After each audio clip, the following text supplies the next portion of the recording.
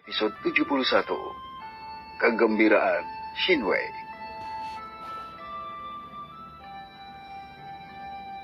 Tapi Bibi Nian, bukankah kau yang telah mengusir orang-orang itu? Pemuda itu juga mengatakannya. Shin Wanjing bertanya ketika dia ingat apa yang dikatakan Fei Hung, bahwa bibinya yang mengusir kelompok Qin Hong. Meskipun setelah dipikir-pikir, sekarang masuk akal. Bibinya hanya di ranah Raja Bintang 1, sedangkan dua orang pengawalnya setidaknya berada di ranah peringkat Raja Bintang 3. Shin Yan membantah dengan kepalanya. Itu benar-benar bukan aku, Nona Muda. Aku ingat perasaan itu dengan sangat baik. Kedua pengawal yang bersama Qin Hong adalah ahli peringkat Raja Bintang 3. Ketika Qin Hong mencoba meraih Nona Muda, pemuda itu bergerak dengan kecepatan luar biasa, melindungi Nona Muda. Pengawal bernama Qin Kan yang maju untuk melindungi Qin Hong menghadapi pemuda itu. Aku masih ingat kata-kata yang dia ucapkan saat itu ketika dia tampak kesal. Kau hanyalah ahli tingkat Raja Bintang 3 dan kau berani melawanku. Kata-kata yang sama yang dia katakan. Kupikir dia terlalu sombong, tapi kemudian tekanan yang sangat mengerikan menimpa kami. Meskipun pemuda itu tidak mengunciku dengan auranya, aku masih bisa merasakan tingkat teror dari aura itu. Mereka bahkan juga tidak bisa bergerak. Tidak butuh waktu lama untuk aura itu tiba-tiba menghilang, dan kedua orang itu dengan cepat membawa Qin Hong pergi tanpa melakukan apapun sebagai balasannya. Semua orang di ruangan itu tidak percaya mendengar perkataannya. Suara Shin Nian terdengar lagi. Patriark, sejujurnya, aura itu jauh lebih kuat daripada kekuatan leluhur Shin Niu ketika dia pernah melatih kita. Itu benar-benar aura yang kuat. Apa? Lebih kuat dari leluhur kita? Mustahil. Tiba-tiba Shin Wei teringat sesuatu dan bertanya. Bagaimana penampilannya? Jelaskan padaku dengan cepat bagaimana penampilannya. Orang-orang di ruangan itu terkejut melihat Shin Wei terlihat sangat antusias ketika dia meminta ekspresi tentang pemuda itu. Shin Yan boleh menggambarkan penampilan pemuda itu. Itu dia. Aku sangat yakin. Shin Wei berteriak dengan penuh semangat ketika dia mendengar tentang penampilan pemuda itu, membuat semua orang bingung tentang situasinya. Shin Tian semakin mengernyit ketika dia terus mendengar Shin Tian berbicara tentang penampilan pemuda itu. Bukankah itu saudara Fei Hung? Tidak mungkin. Gumamnya. Shin Wei terus berbicara pada dirinya sendiri. Satu-satunya perbedaan adalah bahwa pemuda ini tidak memiliki rambut panjang. Apakah dia sudah memotongnya untuk menghindari perhatian? Ya, pasti begitu. Kebahagiaan dan keterkejutan terlihat di wajahnya. Semua orang masih bingung tentang apa yang dikatakan Shin Wei. Apa yang dia maksud ketika dia mengatakan bahwa pemuda itu adalah pemuda yang dia pikirkan.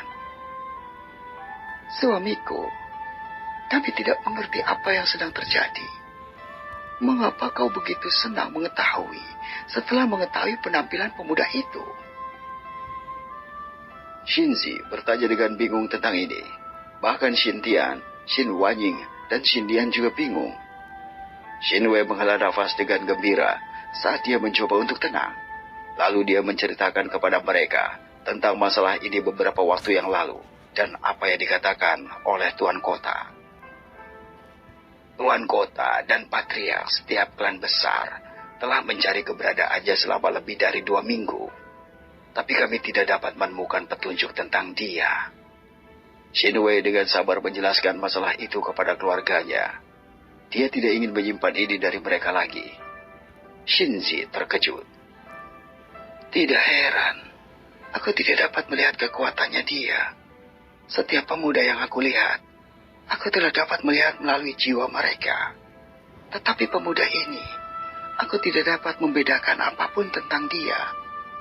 Ini seperti jiwanya, seperti laut tenang yang luas, tanpa ombak yang melewatinya. Shinwei lebih lanjut mengkonfirmasi asumsinya dengan apa yang dikatakan istrinya. Jika Shinzi mengatakan dia tidak bisa melihat melalui pemuda itu, maka kemungkinan besar dia benar-benar melakukannya. Tapi, dia pasti telah melalui sesuatu yang sulit dan sangat menyakitkan. Shinzi berbicara lagi, membuat semua orang bingung tentang apa yang dia katakan. Hanya Shin Wanying dan Shin Nian yang tahu apa yang dia maksud. Aku yakin, dia pasti kehilangan orang tuanya. Atau setidaknya, sangat merindukan mereka setelah lama tidak bertemu dengan mereka. Aku tahu itu ketika dia melihatku dengan mata penuh kenangan dan terlihat lembut.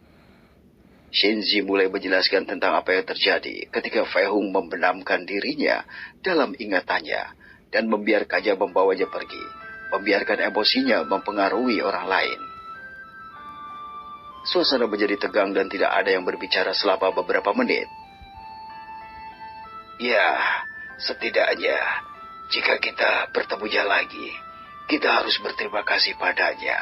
Berkat dia yang membawa istriku kembali dari pintu kematian. Shinwei mencoba memecah suasana sedih dengan mengingat sekali lagi kabar gembira dan bahagia tentang kondisi istrinya. Semua orang senang dengan kesembuhan Shinzi.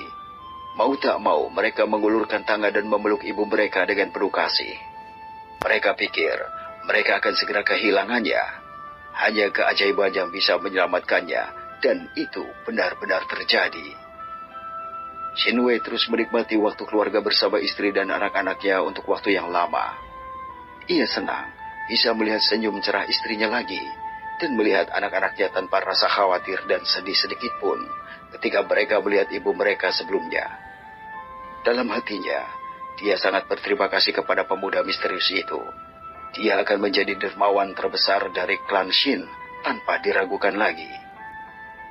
Setelah beberapa waktu, Shinwei mengucapkan selamat tinggal dan mengatakan bahwa dia memiliki masalah penting untuk dilakukan ketika dia keluar dari dalam kamar. Shinwei meninggalkan ruangan. Kebahagiaan dan emosi di wajahnya menghilang dan rasa dingin dan kebencian muncul di wajahnya. Siapa yang berani meracuni istrinya? Shinwei merasakan darahnya mendidih di dalam ketika dia pergi ke ruangan khusus di mana mereka menahan Tuan Bo, pembunuh dan orang mencurigakan yang ingin mencelakai istrinya. Di kediaman klan King, tak lama setelah Qin Hong dan dua pengawalnya meninggalkan melarikan diri, mereka tiba di kediaman keluarganya. Paman Khan, kenapa kau tidak menyingkirkan bajingan itu? Kita bisa dengan mudah menculik Wanying tanpa ada yang menyadarinya. Itu adalah kesempatan yang sempurna. Qin Hong meraung dengan keras pada Qin Kan saat dia dipaksa meninggalkan tempat itu. Qin Kan tidak mendengarkan keluhan Qin Hong. Ia masih trauma dengan apa yang terjadi. Ketakutan dan kengerian yang diberikan pemuda ini kepadanya telah terasa sampai ke tulang. Lupakan. Qin Hong berteriak dengan marah saat dia menuju ke kamarnya. Penghinaan ini akan kembali dia balas 1000 kali lipat. Dia akan menjadikan Qin Wanying sebagai miliknya.